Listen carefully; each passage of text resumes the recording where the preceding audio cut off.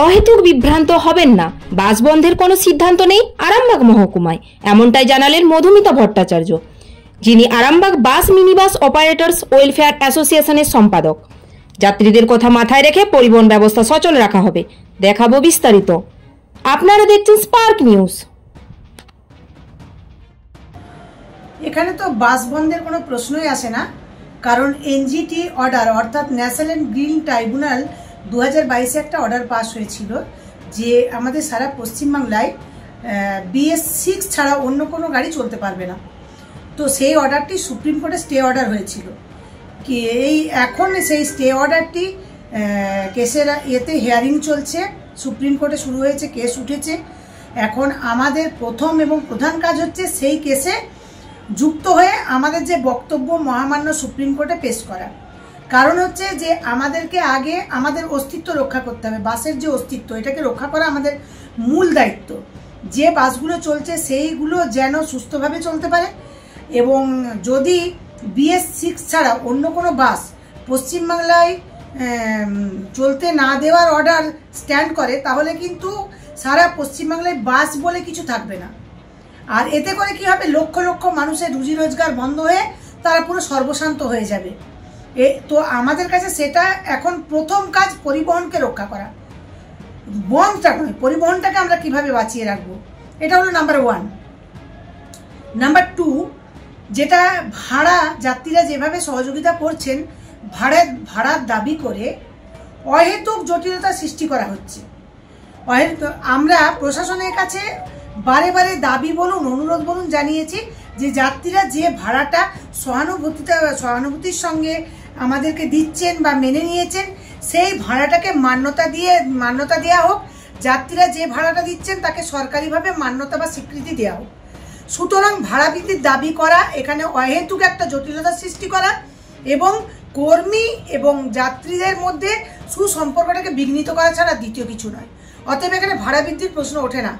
আমাদের সঙ্গে বাসের যাত্রী সাধারণ যথেষ্ট সহযোগিতা করেন, এটা নাম্বার 2। নাম্বার 3 বলবো আর একটা কথা, যে বয়স সীমা যেটা বাড়ানো, অর্থাৎ যেটা 15 বছরের গাড়ি ক্যান্সেলের যে কথা হয়েছিল, সেটা হয়েছিল 2009 সালে হাওড়াতে প্রথম এটা ডিক্লিয়ারেশন দেওয়া হয়। তারপর আবার এই কথাটা উঠেছে দীর্ঘদিন অতিক্রান্ত হয়ে যাওয়ার পর 2025 সালে আবার বয়স সীমার কথা উঠেছে। সেটা উঠেছে কিন্তু আদালতের নির্দেশে, বয়স সীমা নির্ধারণ হয়েছে আদালতের নির্দেশে। সেটা তো আমাদেরকে আদালতকেই জানাতে হবে।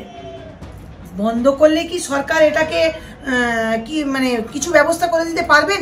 এটা কি সরকারের এখতিয়ারের মধ্যে আছে? এটা কি জনসাধারণ থেকে সমস্ত গাড়ির মালিক থেকে প্রত্যেকের এটা কি ধারণা? সরকারের এখতিয়ারের মধ্যে এটা নেই। এটা মহামান্য হাইকোর্ট, মহামান্য সুপ্রিম কোর্ট যে বিচারটা দেবেন সেটাই মানতে হবে। আর এটা জানাতে হবে কিন্তু সরকারকেই, এটা কিন্তু হাইকোর্টকেই জানাতে হবে এবং সুপ্রিম কোর্টকে। সরকারকে জানিয়ে কোনো লাভ নেই। আর বন্ধ করলেও সরকার কিছু করতে পারবে না, অতএব বন্ধের রাস্তায় আমরা নেই।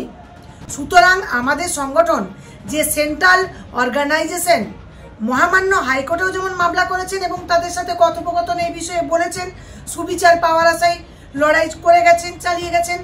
আবার ঠিক সুপ্রিম কোর্টেও আমাদের যখন এখন কেস হিয়ারিং হচ্ছে, তখন আমাদের পার্টি হচ্ছেন এবং সেই মামলায় আমাদের অপারেটরদের বক্তব্য জানাবেন, সেখানে পেশ করবেন মহামান্য সুপ্রিম কোর্টে। সেটাই আমাদের প্রথম কাজ। বন্ধ করা এখন আমাদের কিন্তু মেন উদ্দেশ্য নয়। এই বন্ধের রাস্তায় আমরা যাব না, কারণ আমরা সুপ্রিম কোর্টের বিচারের আশায় তাকিয়ে থাকবো এবং আমরা চাইব যেন মহামান্য সুপ্রিম কোর্ট আমাদের সমস্ত অপারেটরদের কথা ভেবে সুবিচার দেন। এটাই আমাদের একান্ত কাম্য এবং পরিবহন ব্যবসাকে বাঁচিয়ে রাখা এটাই আমাদের মূল লক্ষ্য।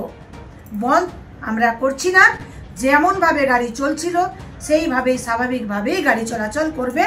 অতএব আমি জনসাধারণের উদ্দেশ্যে Arambagh bus minibus operators welfare অ্যাসোসিয়েশনের সেক্রেটারি মধুমিতা ভট্টাচার্য এটাই জানাবো যে বাস চলাচলটা বৃহস্পতি, শুক্র, শনি অত্যন্ত স্বাভাবিকভাবেই থাকবে, তার কোনো অন্যথা হবে না।